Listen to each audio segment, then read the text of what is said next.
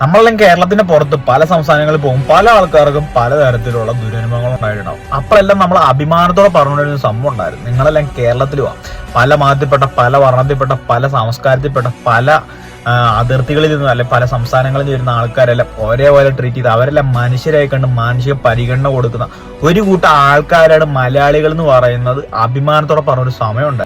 എന്നാൽ ഇന്ന് അന്നം തേടി വന്നവനെ എല്ലു നോക്കി കൊന്നു കഴിഞ്ഞപ്പോ ഇന്ന് നമുക്ക് അഭിമാനത്തോടെ പറയാൻ പറ്റുന്നില്ല, നിങ്ങളെല്ലാം കേരളത്തിലോട്ട് വാ, സംസ്കാരം എന്താണെന്ന് കാണിച്ചു തരാമെന്ന് ഞങ്ങൾക്ക് അഭിമാനത്തോടെ കേരളത്തിന് പുറത്തിപ്പോ നിൽക്കുന്നവർക്ക് പറയാൻ പറ്റാത്ത ഒരു സിറ്റുവേഷൻ നിങ്ങൾ ഉണ്ടാക്കി കഴിഞ്ഞു. അട്ടപ്പാടിയിലുള്ള മധുവിനെ അടിച്ചൊന്ന് ഒറ്റപ്പെട്ട സംഭവമായിട്ട് പലരും ചിത്രീകരിച്ചു കഴിഞ്ഞപ്പോൾ ഇനിയും ഇത്തരത്തിലുള്ള സംഭവങ്ങൾ ഒറ്റപ്പെട്ട സംഭവമായിട്ട് ചിത്രീകരിക്കാൻ കഴിയില്ല. മതത്തെയാണെന്നുണ്ടെങ്കിലും ഒരു മനുഷ്യനെയാണെന്നുണ്ടെങ്കിലും ഒരു പാർട്ടിയാണെന്നുണ്ടെങ്കിലും അതിലോട്ട് പ്രാന്തമായിട്ട് സ്നേഹിക്കുന്നുണ്ടെങ്കിൽ ആരാധിക്കുന്നുണ്ടെങ്കിൽ ഒന്നെങ്കിൽ നഷ്ടം നിങ്ങളുടെ ജീവനായിരിക്കും, അല്ലെങ്കിൽ നിങ്ങൾ കാരണം നഷ്ടപ്പെടുന്ന വേറൊരു ജീവനായിരിക്കും. രണ്ടിലൊന്നും എന്തെങ്കിലും ഒന്ന് സംഭവിക്കുന്നുള്ള ഉറപ്പാണ്. പക്ഷെ ഇത്തരത്തിൽ ഇങ്ങനെ പ്രാന്തമായിട്ട് നടക്കുന്ന ആൾക്കാർ നമ്മുടെ കേരളത്തിൽ ഇപ്പോഴും ഉണ്ടല്ലോ എന്നുള്ള ഓർക്കുമ്പോഴാണ്